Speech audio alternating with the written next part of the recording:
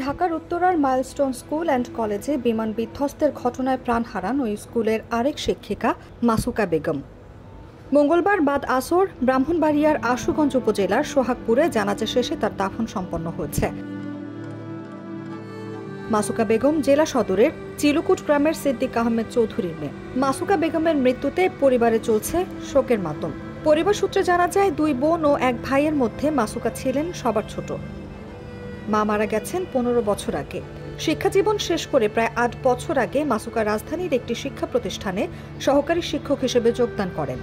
তিনি 3 বছর আগে সেখান থেকে রাজধানীর মাইলস্টোন স্কুল অ্যান্ড কলেজে যোগদান করেন। সেখানে প্রাইমারি শাখার বাংলা ভার্সনে ইংরেজি শিক্ষক ছিলেন মাসুকা। স্বজনরা জানান, সোমবার সকালে মাসুকা বেগম ক্লাস নিচ্ছিলেন। এ সময় বিকট শব্দে একটি যুদ্ধবিমান আছড়ে পড়ে। এতে তিনি সহ তার ক্লাসরুমের অসংখ্য শিক্ষার্থী আহত হন। এ সময় জীবন বাজি রেখে ক্লাসে থাকা অর্ধশতাধিক শিক্ষার্থীকে বাঁচানোর চেষ্টা করেন মাসুকা বেগম, কিন্তু শেষ রক্ষা হয়নি। রাতেই ঢাকা বার্ন ইউনিটে মারা যান তিনি। মারা যাওয়ার আগে পাশের বেডে থাকা আরেক সহকর্মীকে বলে যান তার মরদেহ যেন সোহাগপুর বোনের বাড়িতে দাফন করা হয়। না, মিস যখন জিজ্ঞেস করেছিলেন আপনার যদি কিছু হয়ে যায় তাহলে আমরা কাকে বিয়ে করব, বললেন যে তখন আমার খালামণি নাকি জ্ঞান হারানোর আগে ঠিক এক মুহূর্ত আগে নাকি বলে গেছে যে আমার একটা বোন আছে, আমার যদি কিছু হয়ে যায় বলেন, একদম স্পষ্ট করে বলে গেছে যদি আমি মারা যাই তাহলে আমার লাশটা আমার বোন আসবে, আমার বোনের কাছে দিয়ে দেবেন, হস্তান্তর করবেন। এ সময় এক হৃদয় বিদারক পরিস্থিতির অবতারণা হয়।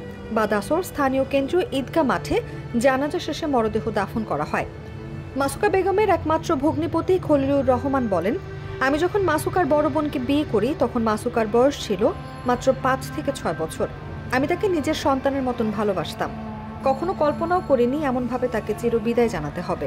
ইচ্ছা করলে দৌড় দিয়া আমরা যেটা শুনলাম ওইখানে গিয়া সে যান বাঁচাইতে পারতো, কিন্তু সে যখন ক্লাস করে দিচ্ছিল ওই ক্লাসে নাকি 52 জন শিশু কিশোর ছিল, ছোট বাচ্চা।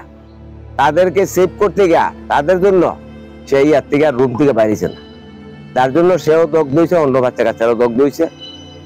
উনি জাতির জন্য, দেশের জন্য, শিশুদের জন্য একটা দৃষ্টান্ত স্থাপন করে গেছেন। বয়স 30 অতিবাহিত হওয়ার পর বিয়ের প্রতি তার আর আগ্রহ ছিল না।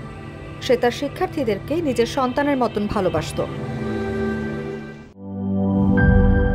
জীবনের সাথে চলে high five, all time healthy life.